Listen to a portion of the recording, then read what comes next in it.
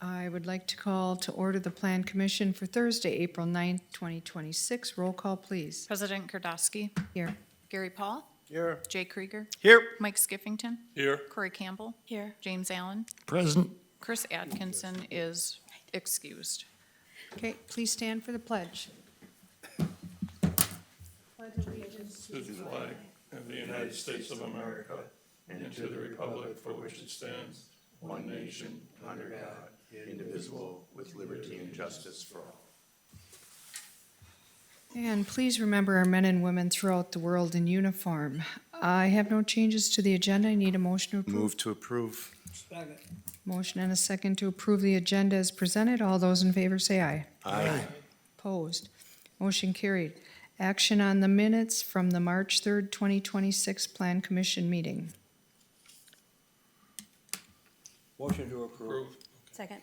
Motion and a second to approve those minutes. All those in favor say aye. Aye. Opposed. Motion carried. Comments from the public must be limited to items not on the agenda. Must state your name and address. You are limited to 5 minutes. The board's role is to listen and not discuss the item. Personnel issues cannot be discussed nor individuals named, and the board is not able to take action at this meeting. Is there anyone in the audience that would like to speak on something not on tonight's agenda? Anybody who'd like to speak on something not on tonight's agenda? Hearing none, we'll move on. Items for discussion and possible action. 7A, consider, discuss, act on a certified survey map CSM request by Titletown Development LLC for parcels VA-1509, VA-228-C-116, VA-228-C-117, and VA-228-C-119 on Brookwood Drive between Marlee Lane and Orrie Lane. Aaron. All right, thank you.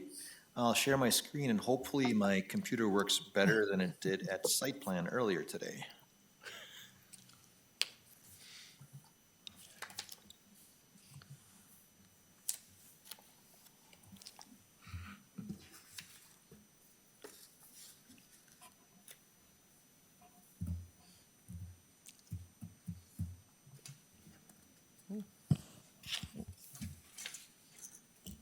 Try this again. How are we doing so far? Not good. You got it. There we go. There it is. All right. All right. As noted in the staff report, we received a certified survey map to combine the lots between Marlee Lane and Orrie Avenue on Brookwood Drive, to be a south side of Brookwood. Along with the combination of the lots, there is actually a small public dedication to clear up a kind of discrepancy in some of the legals right here along Marlee Lane and Brookwood Drive. So that necessitated the need for the certified survey map as opposed to a simple combination certified survey map. So again, very straightforward. CSM, couple recommended conditions of approval. Include revise the Village of Ashwaubenon Plan Commission approval certificate signatory from Jennifer Luskow, Village of Ashwaubenon Clerk Treasurer, to Aaron M. Schutte, Community Development Director. And the number 2, revisions, if any, and approval by the Brown County Planning Commission. If you have any questions, I'm happy to answer them. Otherwise, we do have a representative of the requester in the audience as well. Aaron, those lots were residential lots at one time, they're just combining them into one parcel. That's correct. All right. I'll move to approve all the parcels becoming one parcel per se. Mary, you do a good job on saying that, so I'll leave that up to you. I'll second it for you. Okay, we have a motion and a second to approve the certified survey map with the staff conditions. Gary and Mike? Yes, Yes, madam. okay. Which is the Plan Commission approval from Jennifer Luskow to Aaron Schutte, and revisions, if any, and approval by the Brown County Planning Commission. Okay, we have a motion and a second. Everybody understand? Questions, comments, concerns? I'm just interested in the purpose. Why are we combining them? Obviously, it's a plan. what are we kind of looking for? What's going on there? That's all. I guess I would defer to Aaron to answer that question. Perfect, great. Could you come up and state your name and address for the record, please, Aaron? Good evening, Aaron Popke, 1265 Lombardy Avenue, on behalf of the Packers.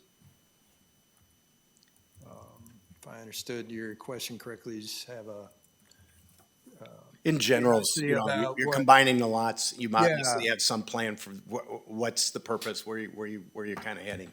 yes, and I think the technical explanation, I'd leave it to them. For us, we're still early in the process of what we have in mind for that, Okay. but what we envision is something that cannot be done on separate parcels. Okay. So just really a procedural thing to accommodate what we've got in mind. And still planning on what that could be, but you know, we've spoken of additional residential. You know, we're very pleased with the townhomes, what those have become, the Titletown flats, the Yep. the apartment building there, but have like the next stage in mind. Okay. And what that's going to be, we need to have one parcel. Okay, all But right. when we get further along, we're going to come back and tell you what the concept is and Right. those sorts of things. I was kind of wondering if that's kind of what it was, is you're thinking in the future, heading down that path to grow out the community there that you Yeah. already got. Yeah, kind of the next phase, and we've referred to residential and doing some studies and what's going to be the best use of that space, what makes the most sense, those types of things. Right.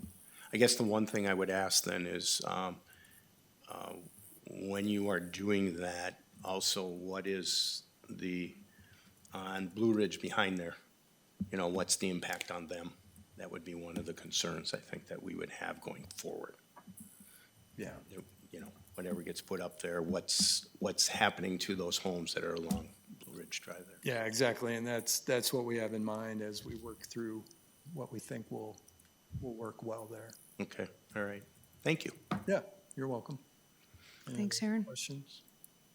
Aaron, just a quick, fast question. What's the occupancy on the present townhomes? Is there- Townhomes are all spoken for and owned, or had been. I think maybe one had gone back up for sale with somebody who moved, but my understanding is that there's another buyer that's interested. So for the most part, those are, you know, if one, because of a move, came up for sale, it is, if anything, there's one there, but in the works for a sale. And then the Titletown Flats is essentially occupied, like a 98, 99%. So Okay. pleased with how that's working out. Good. Thank you. Okay, any other questions? Okay, thanks, Aaron. You good? Thank you. Okay, we have a motion, we have a motion and a second. Everybody understand? Any other questions, comments? All those in favor say aye. Aye. Aye. Opposed? Motion carried. 7B, consider, discuss, act on an amended three-lot certified survey map, CSM, request by 480 Pilgrim Development LLC and Ganesh Green Bay LLC for condominium parcels VA-1373, VA-1374, and VA-1374-1 at 465 and 480 Pilgrim Way. Aaron? All right, thank you. I will share my screen again.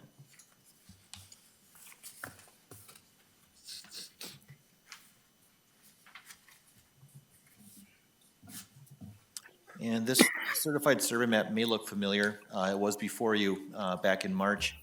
As the applicant was getting ready to finalize the map, they realized that there is actually a sidewalk encroachment along Broadway into the property.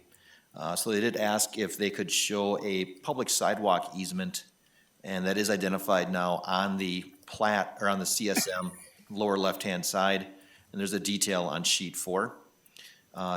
In discussions with them, since it was actually approved by Plan Commission, I couldn't just unilaterally say, yep, that's good. I did have to bring it back to Plan Commission for your review and approval to add that sidewalk easement on the CSM. So that was the only change to the certified survey map. Recommended condition of approval is still the same, revisions, if any, and approval by the Brown County Planning Commission.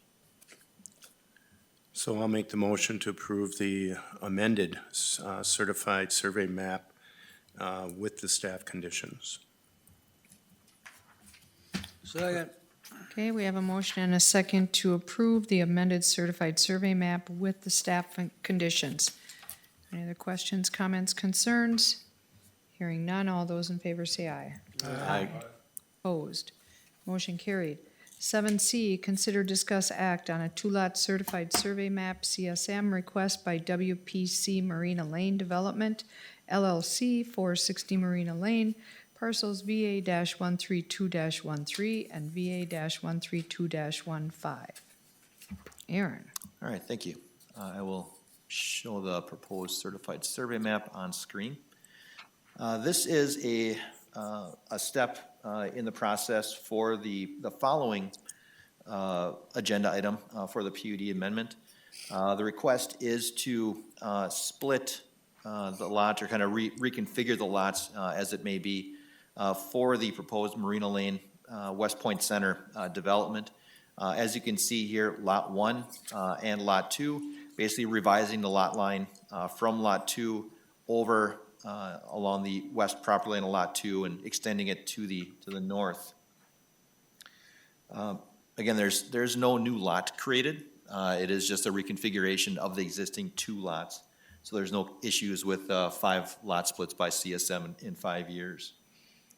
In terms of the lot sizes themselves, they still continue to meet the minimum requirements of the B3 community business zoning district, as well as the PUD overlay for the property. Recommended conditions of approval include approval of a second PUD amendment for West Point Center by the Ashwaubenon Village Board, and approval and revisions, if any, by the Brown County Planning Commission. If you have any questions, I'm happy to answer them. Otherwise, we do have the applicant in the audience as well. So Aaron, I have a question. So if this is conditioned upon the approval of the PUD amendment, if the village board does not approve that PUD amendment, does the CSM stay the way it is right now? That's correct. Okay. Okay. Any other questions? I think a point of order is I would like to request that this be tabled until the next item is reviewed. Okay. We can do that? Yeah, you can certainly do that. I would just take a motion to table the item for future action at tonight's meeting, and then you can take up the next action item and then pull that item from the table. So Okay. motion to table it, and then you can go to the next item, and then ultimately to bring that by item back, you would move to bring it back to the table for action. Okay, so I'll make the motion to table it this time. Okay. Second's fine. Okay, we have a motion and a second to table this item until later in the meeting. All those in favor say aye. Aye. Opposed? Okay, this is tabled. Okay, so then we'll go to 7D, consider, discuss, act on a requested second amendment to the planned unit development PUD overlay zoning for West Point Center at 460 Marina Lane, parcels VA-132-16, VA-132-13, and VA-132-15. Aaron? All right, I will again share my screen.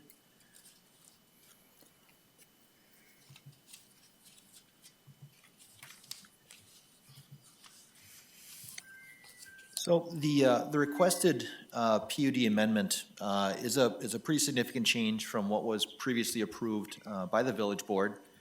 What I will do here is run through just kind of the overall where we stand with the proposed amendment. The building to the north, along the north property line, that is to be a community-based residential facility for memory care, CBRF memory care. Okay, that's currently under construction. So if you drive out there, you'll see that that's well underway. The previously approved PUD amendment had 6 townhomes along the river, as you see right here. And they also had 2 market rate, non-age restricted garden-style apartments with some garages as well as the amenities, pool, pickleball court, grilling area, so on and so forth. The proposed amendment as brought forward is to remove the garden apartments and garages along with the associated amenities in favor of this L-shaped, another CBRF or community-based residential facility. This would be assisted living, single story, and this would be a 3-story residential care apartment complex or RCAC. Okay, so all 3 are supportive housing types for senior citizens typically. Okay, so we'll move on then to the elevations, just to give you a better sense again of what's being proposed. This is the proposed CBRF assisted living. Again, single story, typical design. Site Plan Review Committee did review the design and the site. They did approve it conditioned upon a number of conditions as well as conditioned upon the village board approving the second PUD amendment. The RCAC to be located along the river in place of the townhomes. As you can see here, is proposed 3-story building with porte cochere in front. And then an overview of the rendering of the site that you see here. The building to the far left, that is again the memory care facility currently under construction. This is the L-shaped assisted living CBRF. And this then is the 3-story RCAC building along the river. So just again, provide some background on what some of those different uses are. And RCAC will provide up to 28 hours of assistance per resident. So again, just to get level of supportive care. The CBRF for assisted living, typically you'll have 24-hour awake staff, community room activities, so on and so forth. Going back to the site plan itself, just for reference, the access, we do have full access to Broadway. That was approved previously by Brown County Highway. That nothing is changing there. And we're still maintaining access to Marina Lane right here for the 2 access points. The 3-story RCAC will be approximately 38 feet tall, so again, below that 50-foot threshold we typically see for a height requirement for the airport. In terms of phasing, the proposal is for, again, memory care under construction right now. The CBRF assisted living would go next, anticipated starting in May of 2026. And the RCAC would go third with construction planned to start in September of 2026. In terms of any PUD amendment or PUD approval, it does need to go through and review the proposal against the PUD objectives within the Village of Ashwaubenon zoning ordinance, section 17-3-500, sub B, sub 6. And the objectives, just read through those under the code, include promote integrated land uses allowing for industrial, commercial, and residential developments and public facilities along corridors and in transitional areas. Innovation in land development techniques that may be more suitable for a specific parcel than conventional approaches. Preservation and enhancement of important environmental features through careful and sensitive placement of structures and facilities. Provision of more adequate, usable, and suitably located open space, recreational amenities, and other public facilities than would otherwise be provided under conventional land development techniques. Coordination of architectural styles and building forms to achieve greater compatibility with surrounding land uses. Promote a variety of living environments with a mixture of housing types.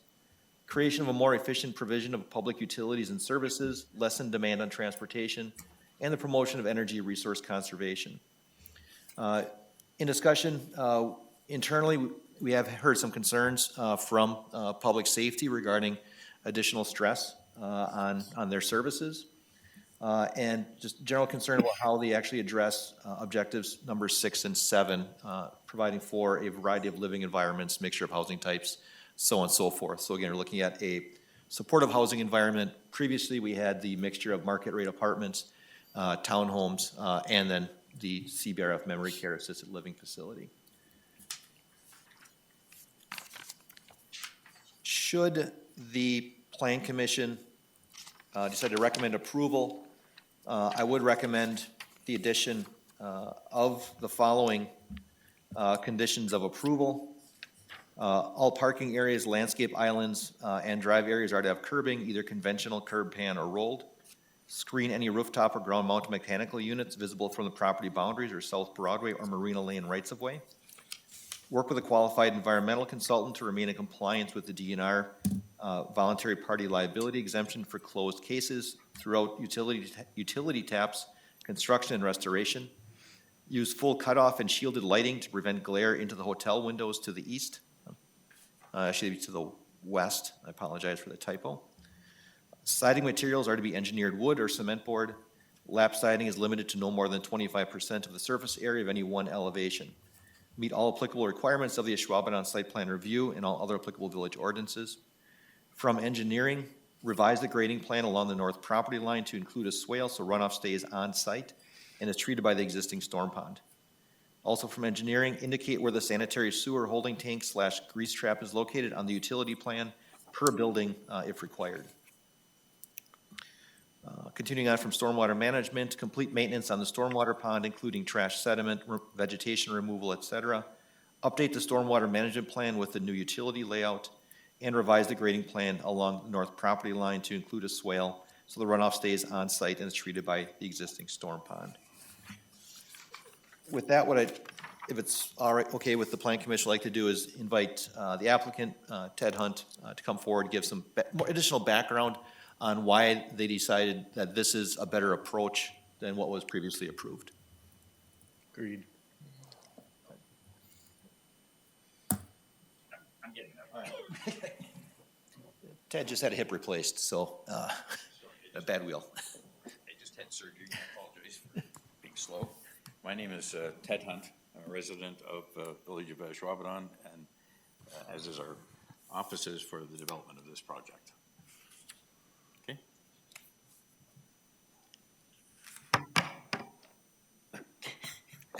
There you go. This is my first day out in public again, including my office. So do you mind just kind of giving some background on it? Great job Okay. that you're here. I'm sorry? Great job that you're here. Thank you. We had our project right from the beginning, and I looked at this site. You may recall a number of conversations we've had to date. I looked at it approximately a year to a year and a half before we even purchased the property, thinking that it was just a great location. Likewise, we were able to move into it coming out of that COVID period and get into the purchase of the property with a concept of townhomes. At that point, we had a very large 5-story, 220 unit apartment building and the memory care building. A lot of this was driven by the fact that we worked with the operator of the CBRF memory care. She had a strong desire to move into the greater Green Bay area. We actually came back looking at the property and met with Aaron for the first time, and he identified a number of places for us in this particular site, so we very much got interested again. So we were in a sense market-driven because of what it is that we do, our business as developers. We had a tenant looking actively for a site. We saw a site that we thought had other opportunities on the residential side of the market, which was what I was doing at that time. So in our initial plan, we brought in and we worked with Alliance Development, Design and Construction, and we looked at townhomes, we looked at the large apartment building, and we looked obviously at the memory care.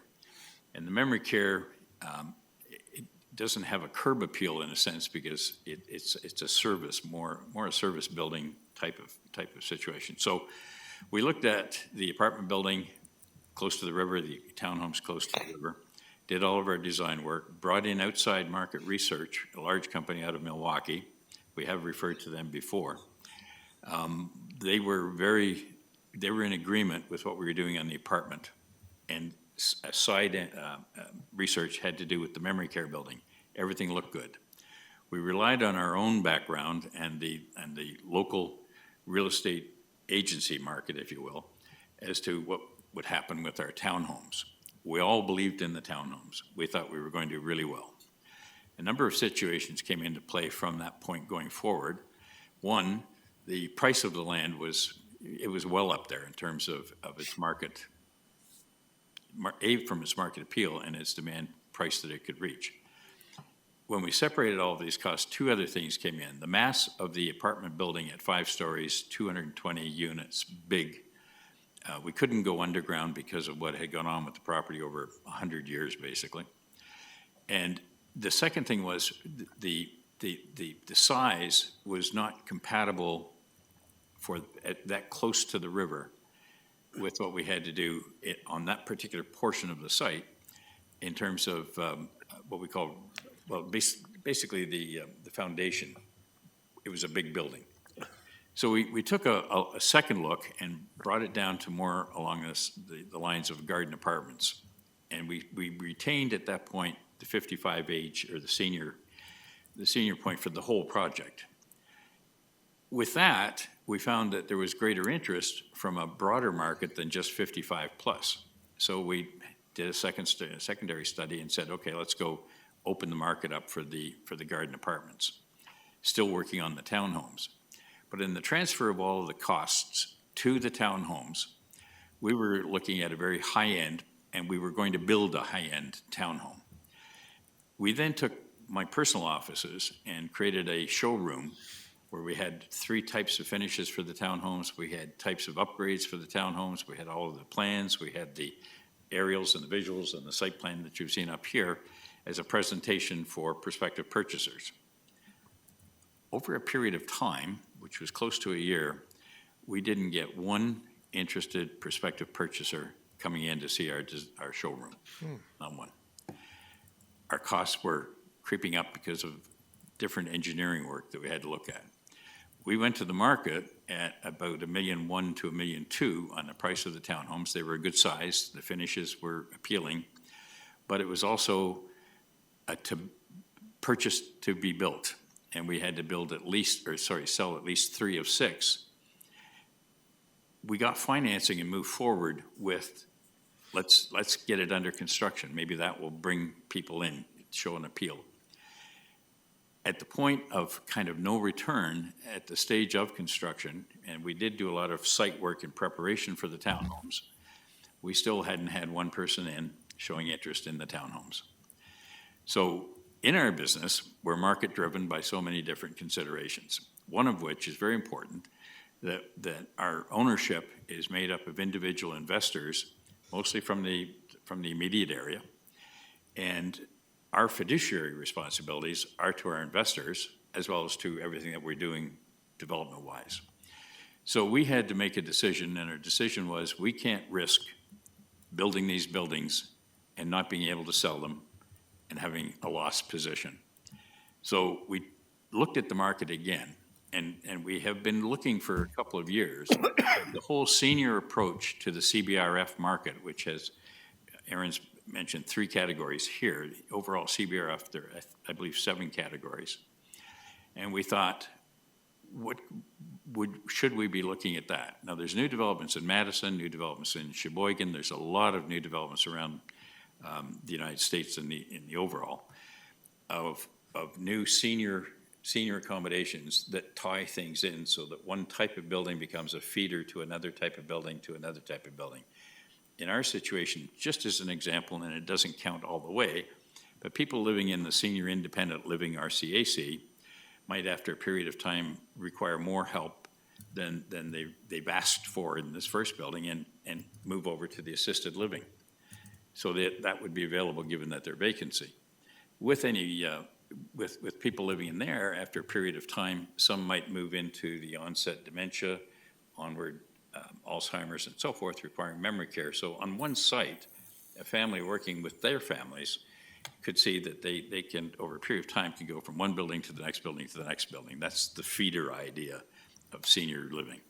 So it came back to a community, which we'd always been trying to put in place, but to a community that could be appealing to the area based on the type of design and work that we're doing. It could be appealing to the needs of the marketplace, which we constantly see, I think all of us, in terms of the growth of seniors, the senior society, and certainly the problems that exist with memory care. And there is certainly a need for memory care in the greater Green Bay area.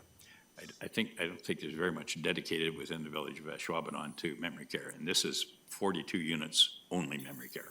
It isn't in one building a combination. It's only memory care.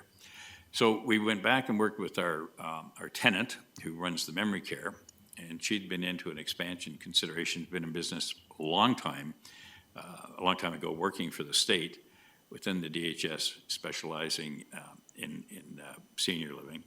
She then went into her own business in Plover, which was a 44-unit memory care, which she ran for 18 years. Her family grew, and she started her expansion. Working with us, we did 2 more buildings for her in Appleton, and now we're looking at this project, and it is under construction, the memory care. We talked a lot in terms of looking at her business, and it's a natural expansion for what it is that she does to go from memory care to add the assisted living to add the RCAC. They're all the same type of work at different levels of requirements.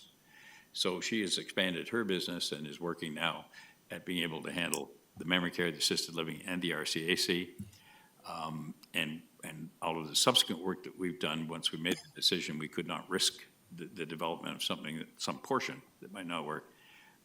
We're looking right now at what's going to be a very successful project from all the feedback that we are getting.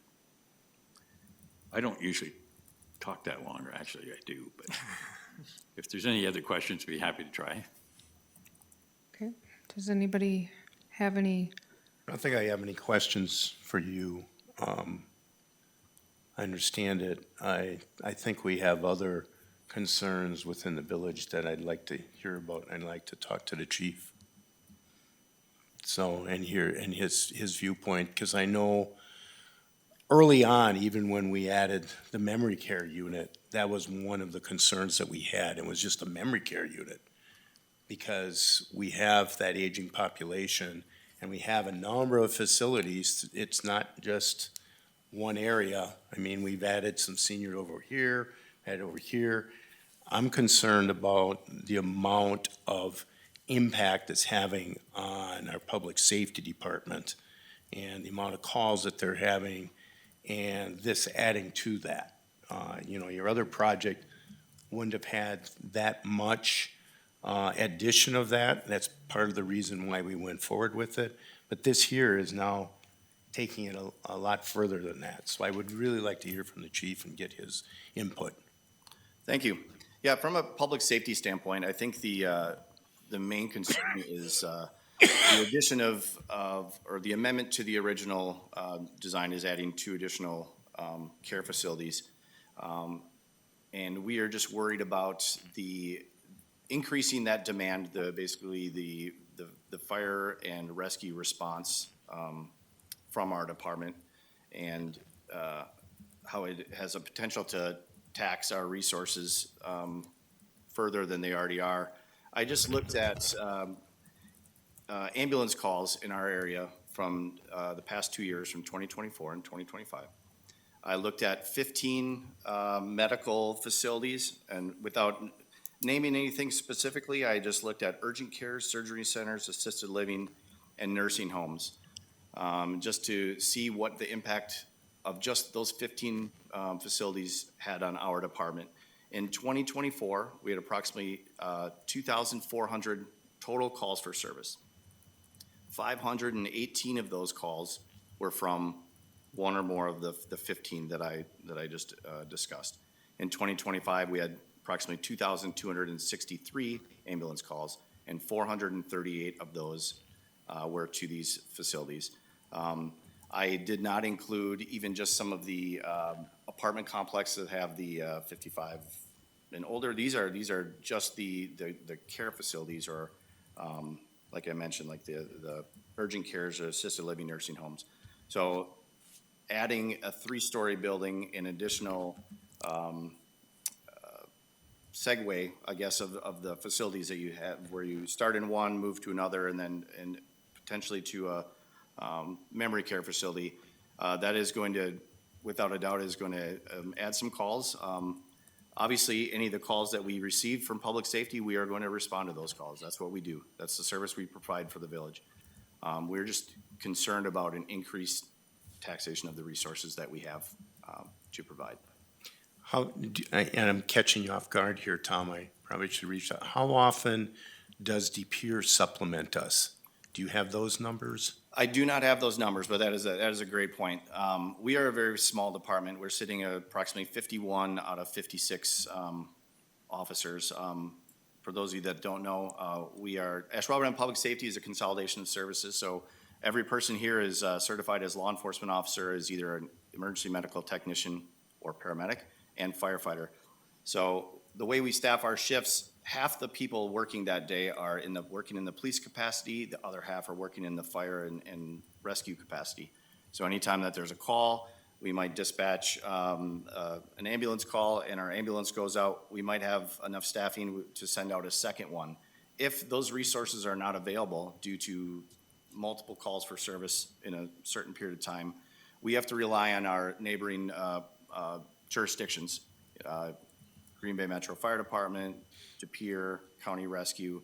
And so each time we are depleted of resources responding to a call, could be for a call at one of these care facilities, or they're just at a residence inside the village, and we are unable to handle the next call, we have to now call the neighboring jurisdiction. And those calls are significant. I know that it also creates additional call volume for our neighbors. I think that's where my main concern is coming from, is that volume, because that can very much impact us going forward from an overall budgetary perspective, if now we have to start to supplement, add on, because at a certain point in time, DePere and Green Bay and that don't have the resources either. So I just see more and more burden coming. Therefore, I can't support this change. I just don't think I get it monetarily. I absolutely understand your position, and from the development standpoint, totally get that. But from our village's perspective, I think we have to keep that under control and keep that where that's at right now. May I make a comment? Sorry. Yep. May I comment on that? Yep. And your comment, sir? I'm not sure who got me in the ambulance a couple weeks ago, but the service was wonderful. Great. Couple of points being raised, and certainly these are taken into account, and we actually, I think, have provided to Aaron some letters from the service part of the industry down in the Appleton area as to the contribution, the 2 buildings that we put up recently. A couple of points came out, and along with the history in the Plover area, is that, in fact, with a growing senior population, those services are going to have their demands wherever people live. That was one point that everybody recognized well. And I am not here to be argumentative. I'd like to just pass on information that we've been gathering out of this. So we're looking at a growing population in any event, and that means growing demand on services in any event. I stand here as a senior. But your assumption is that everybody that's in Ashwaubenon moves into that facility, and that will not necessarily be the case. Well, we're not making that assumption, but one thing we. But that's the only way it would stay equal. Well, Otherwise, you're increasing.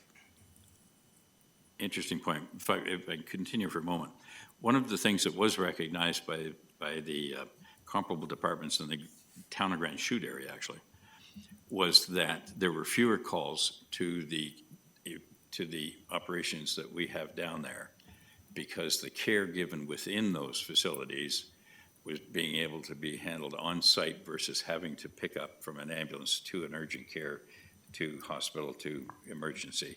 So there was actually a contribution to the care of seniors because of the nursing and the support staff that are in place in the memory care. And that will continue through the next two.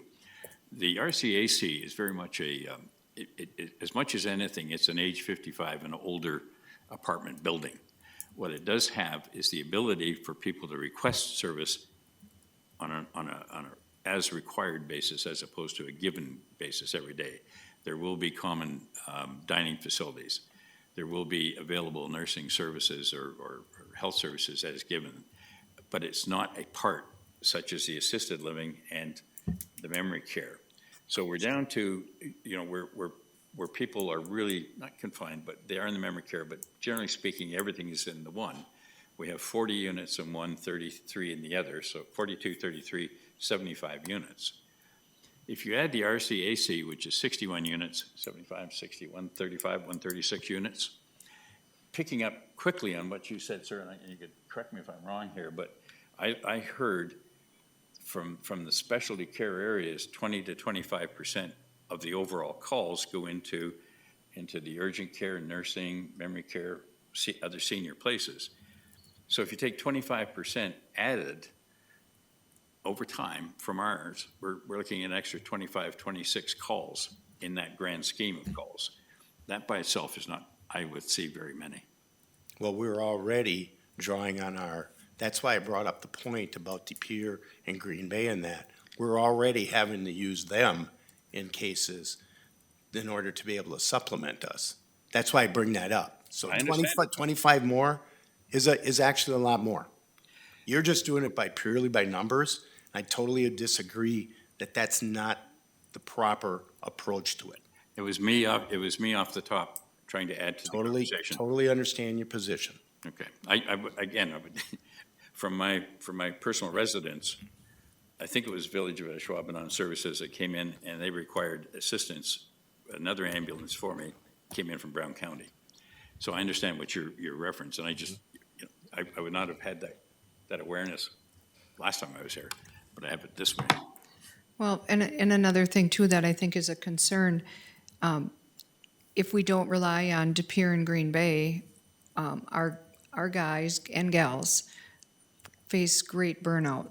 Every EMT, every EMS service is having issues with burnout. And, when our guys are working, and gals are working our 48s, and then they're off and we make them come in on their day off because we don't have enough paramedics in the station. So that's part of our concern too, because we are such a small department. So that's where I think the chief was going with a lot of the concerns, and I think that's where Jay is going, so. With the amount of numbers that you were throwing around, and our force being probably, let's say, capped out on what we're doing to keep our people happy, our people that are backing us up in our other communities are also facing that problem, and in the long term, probably won't give us the service that we need to help you. So our problem becomes the problem of the other communities also with staffing enough people to help. Can you take a ratio of what numbers of rooms are out there? We're gonna call them rooms, okay? And how many calls you get, and when you add his number of rooms on, how many more calls are you looking at? This is real close to yours truly. My wife is in Kaukauna, and you know where that is, okay? The last 3 days I've been down there, Kaukauna response has been there, 2 of them, okay? The other one is the demand for the rooms is phenomenal. It's 3 months, 6 to 9 months, 12 months to get your loved one into one of them. The demand's out there. Gone to the classes, they're saying 50% of the people are gonna have this disease soon, and the other 50% are gonna take care of them, it is, the demand is unbelievable. The cost is unbelievable. been exposed to it. It's, when you start trying to, you know, get your loved one into one of them, it's like, we'll talk to you in a while, you know, and I can see the demand. I just can see the demand. I know what you're saying. Then you start looking at, the money coming back to the response. You know, the insurance company or somebody is paying for it. So if it's a separate entity that's doing this, you would think that it's gonna be able to, hit the insurance companies to cover the cost of other people being on staff, whatever. It's both ways. I can see it both ways, what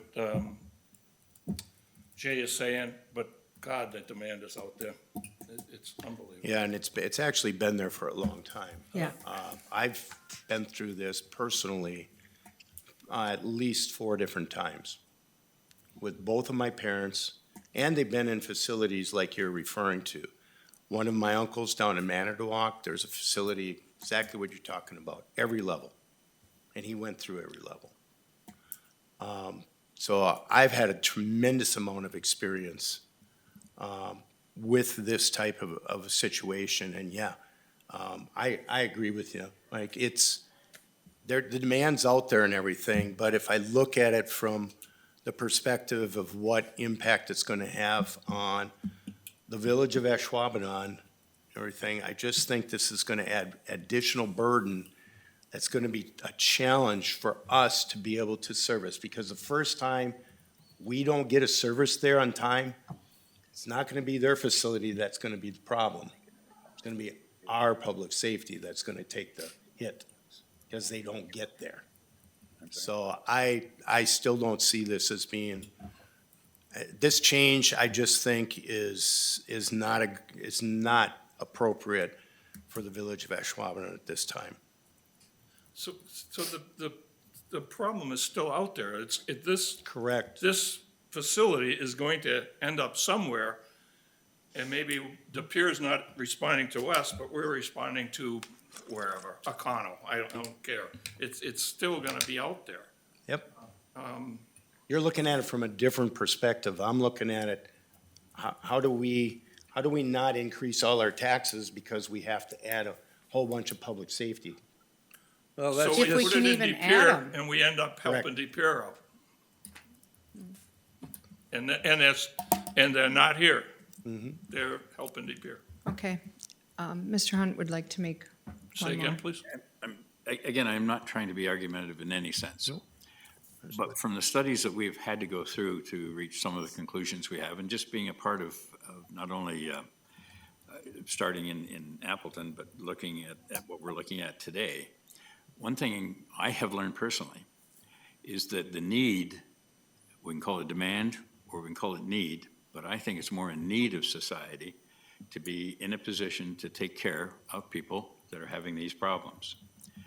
I believe that the facility that we're providing is adding to the need being taken care of in a fashion that's an improvement for society and for the individuals involved, and that the numbers are not going to change. They're going to continue to grow. We are contributing to that care. We're not being a burden on it. And I truly believe, as you have your beliefs, and I'm not arguing your beliefs, I understand that, but I truly believe that the burden, we have a minor contribution, and a question of 25 units, you're going to have them, sir, whether they're coming from my house or my neighbor's house or the neighbor down the street, or whether they're coming from a location that's already been able to help take care prior to that need having to go out into the EMT services and the other services available. I really think that's a major consideration that should be taken into account. We're here to But help. what drove you to where we are right now? I'm sorry? What drove you to where we are right now is not that need. It's the dollars of your project. I'm sorry? It's the dollars of your project that drove you. So is building a home down the street. I mean, real Yeah, estate but is real estate. It's an industry, but the You're industry. hanging your hat on something saying, oh, it says all about this need. But You're the right. reason why you changed has nothing to do with that need. You're It's right. you could not make the dollars work the other way. And that, we approved it with townhomes and that because we felt that, yeah, okay, we're gonna add a CBR. We are adding burden. Because we put in a memory care unit. Don't think there aren't gonna be calls going there. But now you've taken that and you've doubled that. And that was not in the original, and the reason why you made that change was a monetary decision on for your development. It had nothing to do with, oh, there's a greater need. No, that need's already existed. If I may, clarification, you're right. I'm in it for the dollars and cents for our investors. I'm a real estate developer. Yep. I was speaking in my last comments, where I have an awareness of what's occurring within the industry of taking care of seniors, and I was doing it from what I have learned. I'm in this business to build a building, to put a tenant in place who can pay his rent, to create a profit, to provide a return to our investors. That tenant is in place to provide a service to the seniors market who have a need to be in memory care, assisted living, or RCAC. I was commenting about the industry. I am here for the Understood. real estate aspect of it. Understood, and again, I'm not trying to be argumentative either. I just wanted to clarify, It's a good point. It's a good point of separation. so. I share your concerns, Jay. I've talked with the chief about the extra burden that it would put on. We have 15 or more facilities that are putting demand on our I'm gonna say our rescue services.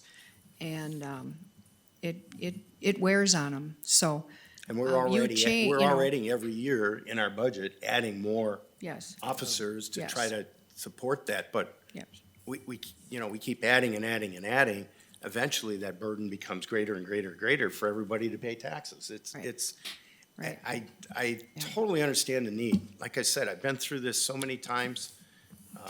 My parents were at facilities in Ashwaubenon all over the place here for years and bumped through many of them. But I just don't see this change, doubling this like this. I just don't see this being a good time to do this. Just another point, if you're a resident of Ashwaubenon, do you want your loved one 5 minutes away or 30 minutes away? Oh, I get your Oh, point. I Mike. understand that too, Mike. There's so many facets to this. Mike, don't think I don't understand that. I've lived through that for years. I'm living through it. Yeah, I know you are. I've lived through it for years, so I totally understand it. But this is kind of a change that has happened. We were heading one direction, and all of a sudden we turned a different direction. I just don't think it's valid at this point in time, so. Okay, I'll make a motion to deny the proposed second amendment to the previously approved planned unit development ordinance for West Point Center. is there a second? Just be clear, it'd be a recommendation. Right. I was just trying to read what. Is there a second? I'll second that. Okay, we have a motion and a second to deny the proposed second amendment to the previously approved planned unit development for West Point Center, 460 Marina Lane. Not in, part of the thing also in the PUD is it does not meet objective 6 and 7 in our PUD code. So we have a motion and a second.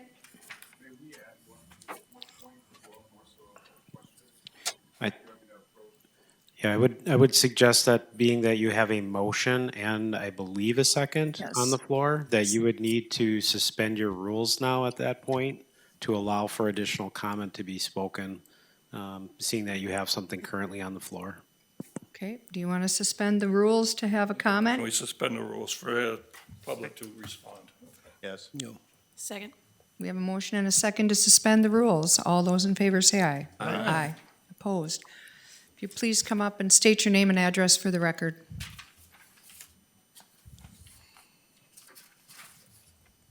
Kevin Havlovitz with Alliance Construction and Design. I'm the architect for the project. Address is 401 Kenny Street in Alloway. I guess more so a question to the board would be with regards to the first PUD application, what was submitted, as Ted was kind of alluding to, was the higher density apartment building, which was 5 stories. That in itself was also targeted as senior living. That was 55 years and above. So I guess the question to the committee would be, what was the rationale for that initial approval?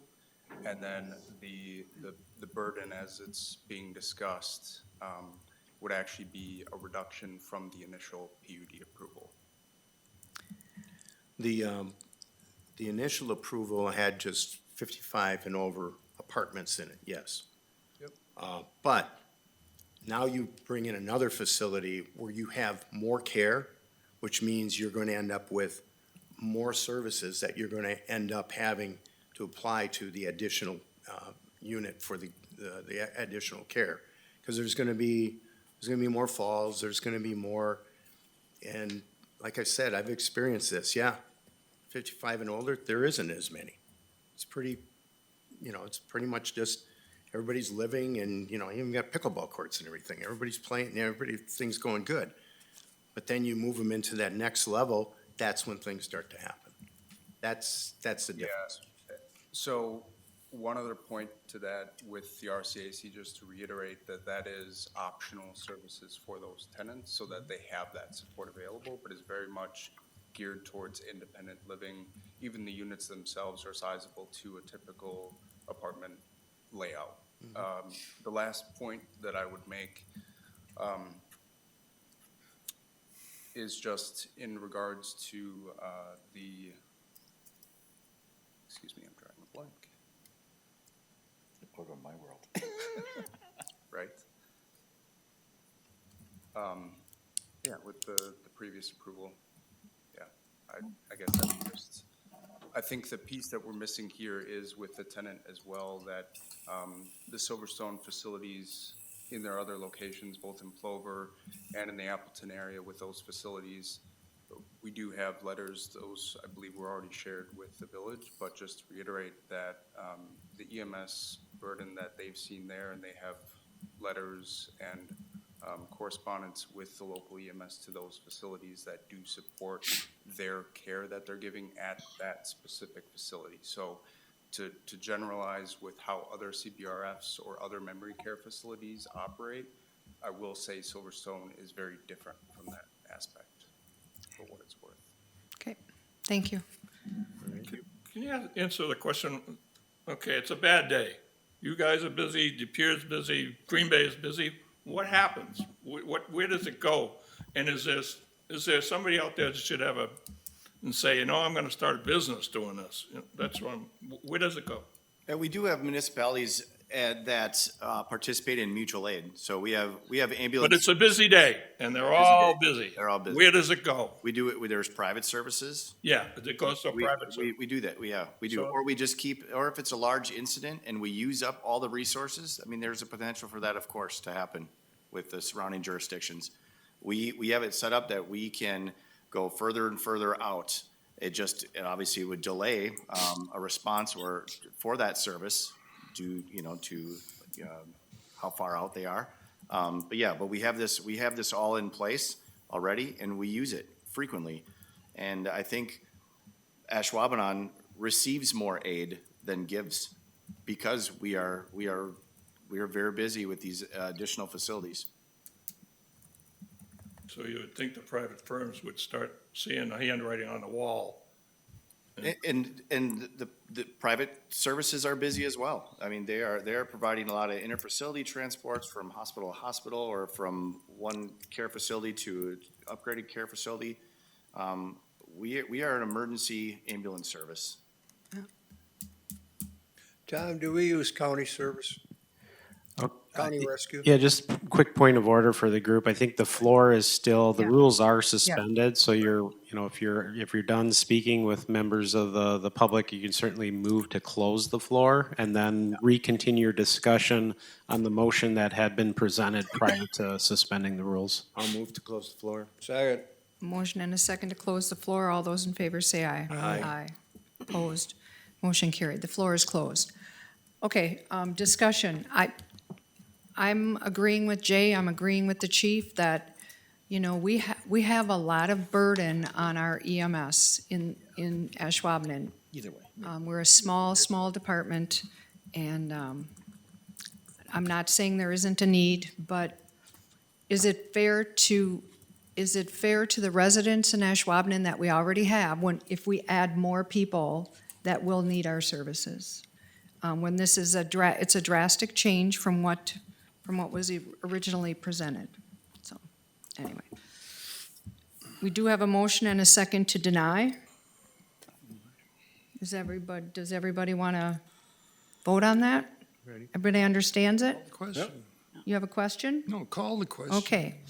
We have a motion and a second to deny the proposed second amendment for West Point Center, 460 Marina Lane. Everybody understands it? All those in favor say aye. Aye. Opposed? I want to abstain. Okay, Mike is going to abstain. Okay, everybody was unanimous? Okay, so now we take up the tabled item. Yeah, what I would recommend is that somebody take a motion to bring the item from the table back to the order, and then you can take action on that item. I'll make a motion to bring the tabled item back to the floor. Second. A motion and a second to bring the tabled item back to the floor. All those in favor say aye. Aye. Opposed? Motion carried. Okay, the item that was tabled is, I will make the motion to deny the two-lot survey map request for WPC Marina Lane development. Yeah, real quickly, I just want to, even though the approval, the development of those two proposed parcels was subject to the approval of a planned unit development amendment, they still do meet the administrative requirements for land division. And so this is really an administrative approval to ensure that it meets the statutory requirements for a certified survey map, in which this does. So even though they're not able to, proceed with the current recommendation to amend the PUD, they are still able to divide the land so long as it meets those statutory requirements. I think the importance of, potentially tabling this item until afterwards allows the commission to have a clearer picture as to what the amendment should look like for the planned unit development prior to the land division. Because there may have been an amendment made to the PUD amendment that would have reflected in this certified survey map. Understood. Being that there's a recommendation for denial on the PUD, there's really no adjustments that are technically necessary on the CSM, so I would recommend approval because of the administrative aspect of that. I'll withdraw my denial and move to approve the two-lot survey map. Is there anything with them? I need a second, Mike, before we can discuss it. Second. Okay, Jim will second. So we have a motion and a second to approve the two-lot certified survey map. Okay, Mike. Is it possible that the person petitioning for that would withdraw it then and not present it anymore? So if I could, the certified survey map really hinges upon the planned unit development amendment being approved. So I'm assuming the recommendation for approval is with the conditions? With conditions, yes. So there's a condition of approval that the planned unit development be approved. Absent the planned unit development amendment being approved, the certified survey map cannot be recorded because it is therefore does not meet the conditions of approval. Yeah. Okay. So that was, So we have a motion and a second to approve. We don't really even need to do that. We do, because it does meet the statutory requirements for a certified survey map. Okay. So I just make sure that it's with conditions, including that PUD amendment condition. Okay, so it's with conditions, Jay? yes. Okay. Jim, Yes. it's with conditions? Okay. Okay, motion and a second to approve the certified survey map with conditions. Everybody understand? Okay, all those in favor say aye. Aye. Opposed? Motion carried. Thank you. Thank you. Okay, 7E, request by Plan Commissioner Corrie Campbell to discuss artificial AI data centers and the Ashwaubenon zoning code. So Aaron, you have been working very hard in your office on the Ashwaubenon zoning code. I have. Excuse me. First of all, I do want to point out that I did drop off some information at the dais from Commissioner Campbell, compliments of the Brown County Planning Commission related to some information they provided about AI data centers. So you can take a look at that at your leisure. In terms of the zoning ordinance, this all kind of wraps into a comprehensive update for the zoning ordinance that I've been working on for the past 3-4 months or so. I'm probably a third of the way through it. As part of that, one item that has certainly come to the forefront that we need to address in the zoning code rewrite is AI data centers. And the information provided by Brown County is certainly something that I will take and work in as appropriate. One thing we have to keep in mind is that there are different scales of data centers. You know, there are some data centers that are no bigger than half the size of this room, and there are some that are over 1,000 acres in size.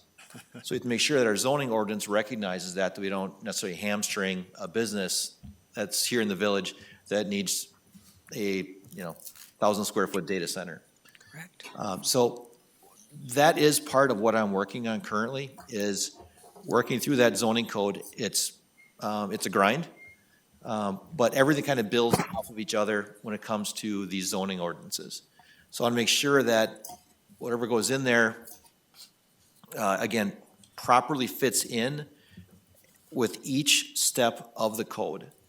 So we did the comprehensive plan. It was easy to bring forward chapter at a time. We had 9 chapters. Cool, we're all done. With the zoning code, it's going to actually be basically the full document, because there is no way to separate each part of a zoning code into an individual part that doesn't build upon the rest.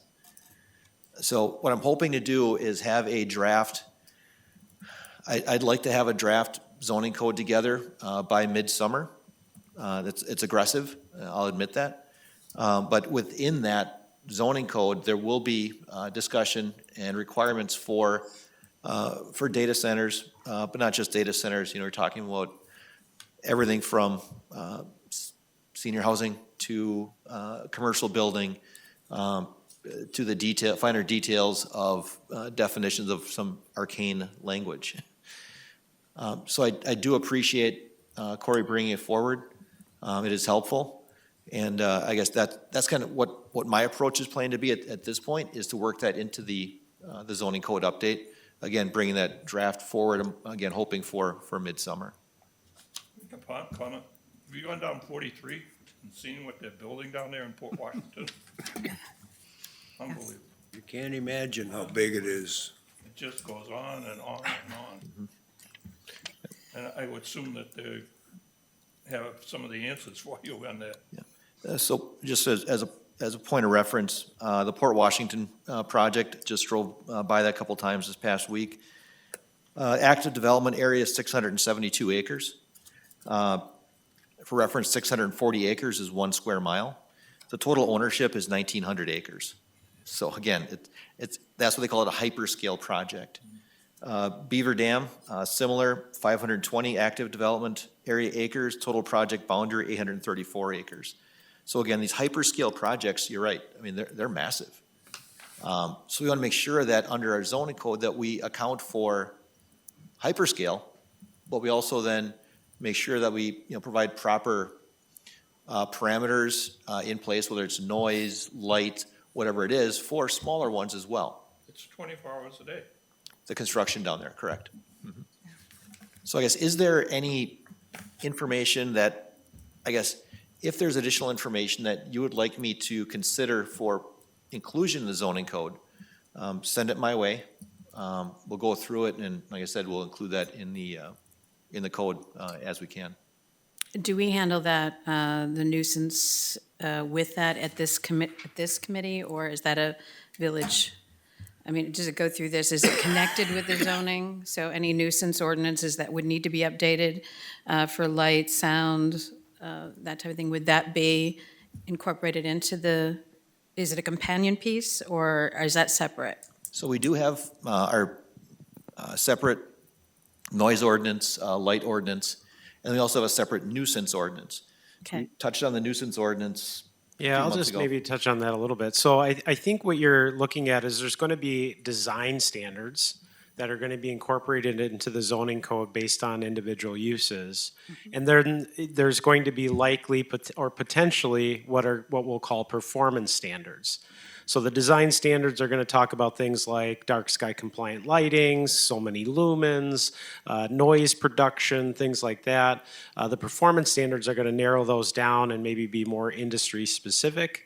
And so it's not necessarily a nuisance because we can tailor that to a specific industry.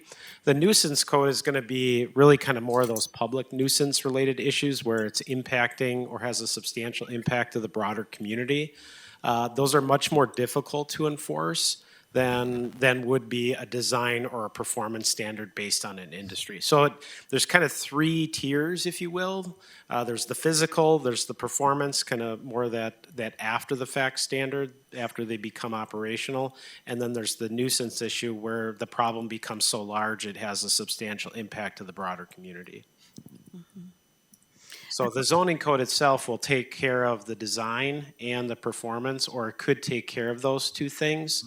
The nuisance end of things is written in a broad context to allow for a greater degree of determination and discretion based on the impacts that potential nuisance could create. This was brought up at the Brown County Plan Commission. I believe one of the, it was Dan Teeters who brought it up during his comments. And obviously we all represent different areas of Brown County, and each of the different commissioners who represent municipalities, villages, we're all discussing, we thought this was a Brown County. Every development goes through, as you've seen here tonight, goes through Brown County. So we thought this was going to be a Brown County issue, and we were all told at that time, much to all of our surprise, that because Brown County doesn't have uniform zoning throughout the entire county, each of our plan commissions will have to address this. And so that was when we all had the light bulb go on. And I was grateful that they sent this, and I was grateful that we were very responsive. Immediately, Aaron met with me when I got this information, and has been working actively on both the definition of AI data centers, and then also working to, work it into our zoning compliance issues when we decide that. So I wanted to find out, however, so there is a timeline. Is there anything is in the village presently? Do we have areas any area that could accommodate something like this? Any at present? So, again, are you talking about the hyperscale or data centers in general? In general. So smaller data centers, certainly. We have some in the village right now. They already exist. So we certainly have ways to accommodate them. Again, they have to fit within our performance standards that we currently have on the books, site plan requirements, so on and so forth. So certainly. Okay. Yeah, most of the data centers that you'll see in the area, and there are some not only in Ashwaubenon but Green Bay, they're generally supportive of a particular business or industry. So the banking industry has them. There's sports franchises that utilize them to operate their networks, and so there's the minor scale, the operational scale for individual businesses and entities, but then there's the hyperscale where that data or capacity is then sold elsewhere. And so those hyperscale size ones that most people are concerned with, the things like Port Washington, Beaver Dam, Menominee, Mount Pleasant, those would be pretty difficult to site in the village itself. There just isn't sufficient land area to accommodate that. Okay. But a 10-acre site or conversion of an existing industrial site for a small-scale data center, if you will. I don't even want to call it an AI data center. It's just a data center that's processing data for an industry. Those could be located, and you wouldn't necessarily know that they're there because they just meet that industrial design standard. Okay.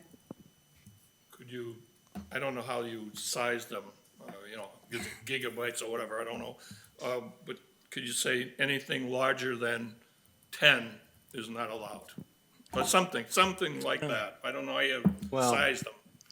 There, believe it or not, there's been data centers in Ashwaubenon for years that when I was in the industry, at paper converting, we would send data off-site and would get stored in that. So this is, and that's what Joel is trying to say, is there's different sizes. Yeah. And that's what you have to kind of look at. These mega ones is what's really brought the focus on them. And the reason why is that in the AI industry, you need so much data being able to answer all these questions. So you need these gigantic server farms that has all this data in it. That's something like that, to be quite honest, it would be a real challenge. That you can't fit that in Ashwaubenon. There just isn't the room and space. That's why you see what's going on down there. Like Aaron pointed out, that's 1,900 acres that they have there. And they're only developing part of it right now. And guess what? They have already the plans to expand into the rest of that 1,900 acres. There's nothing like that size in Ashwaubenon. So there's, these are something that I think Aaron putting into the zoning codes and things like that, I think we can control them there. I don't know that you're gonna be able to put a specific number on them like you're referring to, Mike, but I get where you're trying to get to, and I think Aaron can work that into the zoning codes, and we can make the residents comfortable that it's not gonna be something that's gonna draw a lot of resources, which is the main concern. But I may also point out that most of these not most of them, all of these data centers have already come in and said, we're paying for all the resources, we're paying for everything. They aren't looking to draw a bunch of resources out of communities. No, they're gonna pay for everything. The companies that really have to be worried about it, and I don't know if any of you saw that, but WPS was on TV about a week ago, and they're watching this very closely. Because that's where that gigantic draw is gonna come from. How is WPS gonna be able to support something like that? Not so much at the village level. It's gonna be those resources, water, and, NEW water, WPS, those type of resources is what's gonna be necessary to do that. But, That's why I thought it was going to be a county issue. yeah, and Okay. I would have thought the exact same thing. I think for we it. were all sitting there shocked. Yeah, Mm-hmm. yep. So, understood. Yeah, just add to Aaron's point is a lot of this is going to be created by definition within the zoning code. So you're going to have different definitions for what could potentially be a hyperscale data center, a mid-level, small scale, however you want to define it to break it down. And then that type of defined data center would then be categorized within an allowable use within a specific district. And so you wouldn't necessarily outright ban it, but in certain applications, you may permit it in this use under that scale based on definition. Okay. Thank you. Okay, I know The statement last to week, Thank her for bringing this up. yeah, last week, I did an interview about AI data centers, that we have not had anybody come in and ask us to put an AI data center in the village of Ashwaubenon. But, yeah, there's a lot, I've learned a lot about the different sizes of AI data centers, and nobody wants the hyperscale ones in their community. Well, we don't have room for that anyway. So, anyway. So, thanks for bringing that up. Yes. Okay, items for next agenda. Do we have items? At this point, I'm not sure. We may. Okay. So I need a motion to adjourn. Make a motion that we adjourn. Second. Motion and a second to adjourn. All those in favor say aye. Aye. Opposed? Motion carried. Thank you.